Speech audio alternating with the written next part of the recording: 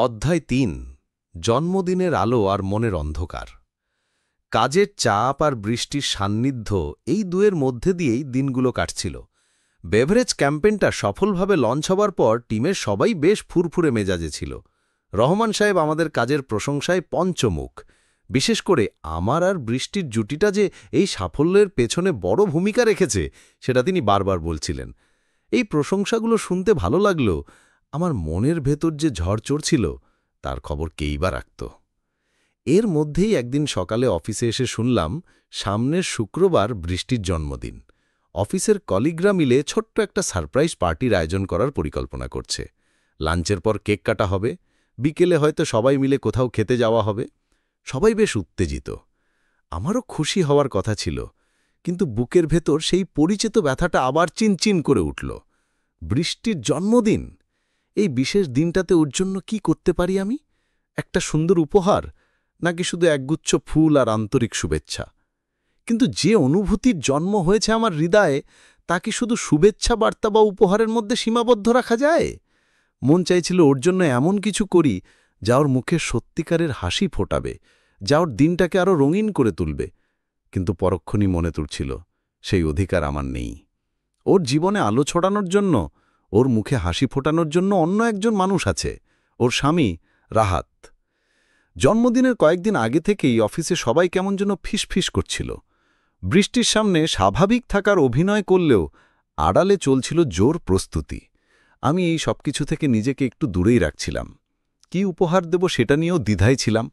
খুব দামি কিছু দিলে লোকে অন্যরকম ভাবতে পারে, আবার সাদামাটা কিছু দিতেও মন চাইছিল না। শেষ পর্যন্ত অনেক ভেবে একটা সুন্দর কাঁচের ফ্রেমে বাঁধানো জীবনানন্দ দাশের বনলতা সেন কবিতার কয়েকটা লাইন ক্যালিগ্রাফি করে অর্ডার দিলাম। আমার নিজেরই খুব প্রিয় একটা কবিতা, আশা করি বৃষ্টিরও ভালো লাগবে। শুক্রবার সকাল থেকে এই অফিসে একটা উৎসব আমেজ।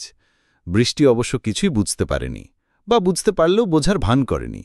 সেদিনের মতো একটা হালকা আকাশি শাড়ি পরে এসেছিল, কপালে একটা ছোট্ট টিপ, কানে হালকা দুল। ওকে আর যেন বেশি স্নিগ্ধ আর মায়াবী লাগছিল।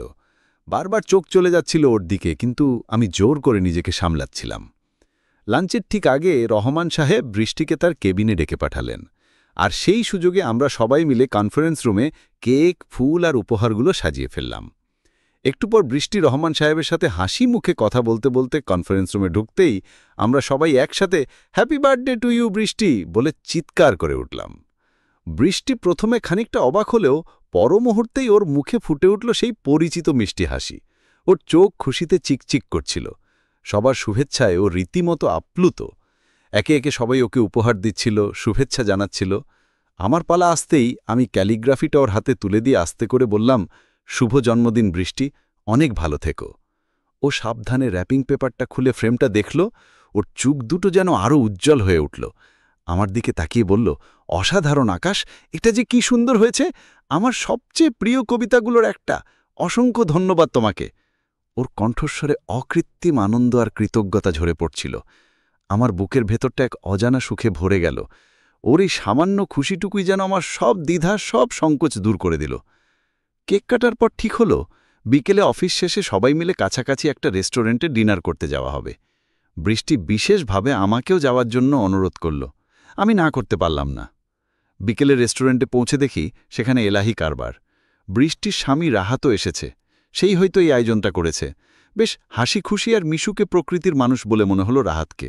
বৃষ্টির বন্ধুদের সাথে, কলিগদের সাথে খুব সহজেই মিশে গেল। বৃষ্টিকে সে কতটা ভালোবাসে, কতটা আগলে রাখে, তা ওদের দুজনের দিকে তাকালেই বোঝা যাচ্ছিল। রাহাত যখন সবার সামনে বৃষ্টির হাত ধরে ওর কপালে আলতো করে চুমু খেল, তখন উপস্থিত সবাই হাততালি দিয়ে উঠল। আমার বুকের ভেতরটা কেউ যেন ধারালো ছুরি দিয়ে চিরে ফেলল। আমি কোনো মতে মুখে একটা মেকি হাসি ফুটিয়ে রেখেছিলাম। ডিনারের টেবিলে আমি ইচ্ছে করে একটু কোণের দিকে বসলাম, যাতে ওদের সুখী দাম্পত্যের দৃশ্যগুলো আমার সরাসরি চোখে না পড়ে। কিন্তু তাতে কি খুব একটা লাভ হলো? ওদের হাসির শব্দ, ওদের খুনসুটি, সবকিছুই যেন আমার কানে এসে বিঁধছিল। মনে হচ্ছিল এই আনন্দ উৎসবের মধ্যে আমিই একমাত্র বেমানান, একমাত্র দুঃখী মানুষ। একসময় রাহাত আমার পাশে এসে বসল, আমার সাথে এটা ওটা রাজ্যের গল্প জুড়ে দিল। আর্কিটেকচার, বই, সিনেমা, অনেক বিষয়েই ওর সাথে আমার মিল খুঁজে পেলাম। মানুষ হিসেবে সে নিঃসন্দেহে খুবই চমৎকার। আর সেটাই যেন আমার কষ্টটাকে আরও বাড়িয়ে দিচ্ছিল। যদি সে খারাপ হতো, যদি বৃষ্টির সাথে তার সম্পর্ক ভালো না হতো, তাহলে হয়তো আমি আমার এই নিষিদ্ধ অনুভূতিকে কিছুটা হলেও প্রশ্রয় দিতে পারতাম। কিন্তু এখানে যে সেই সুযোগও নেই। পার্টি যখন ভাঙল, তখন বেশ রাত। সবাই যে যার মতো বিদায় নিচ্ছে। বৃষ্টি আমার কাছে এসে বলল, আকাশ, আজকের দিনটাকে সুন্দর করে তোলার জন্য তোমাকে আবারও ধন্যবাদ। তোমার উপহারটা আমার কাছে খুব স্পেশাল হয়ে থাকবে। আমি শুধু একটু হাসলাম। কি বলবো খুঁজে পেলাম না। ফ্ল্যাটে ফেরার পথে মনে হচ্ছিল আমার চারপাশের পৃথিবীটা যেন দুলছে। জন্মদিনের উজ্জ্বল আলো, সবার হাসি মুখ, এসবের আড়ালে আমার মনের অন্ধকারটা যেন আরও গভীর, আরও প্রকট হয়ে উঠেছিল। আমি স্পষ্ট বুঝতে পারছিলাম, বৃষ্টির প্রতি আমার এই অনুভূতিটা মুগ্ধতা বা আকর্ষণ নয়, এটা ভালোবাসা। এমন এক ভালোবাসা যার কোনো ভবিষ্যৎ নেই, পরিণতি নেই, আছে শুধু অন্তহীন অপেক্ষা আর সীমাহীন যন্ত্রণা। এই উপলব্ধিটা আমায় ভেতর থেকে কাঁপিয়ে দিয়ে গেল। এই অসময়ের বৃষ্টি যে আমার জীবনে এমন সর্বনাশী ঝড় নিয়ে আসবে, তা আমি স্বপ্নেও ভাবিনি।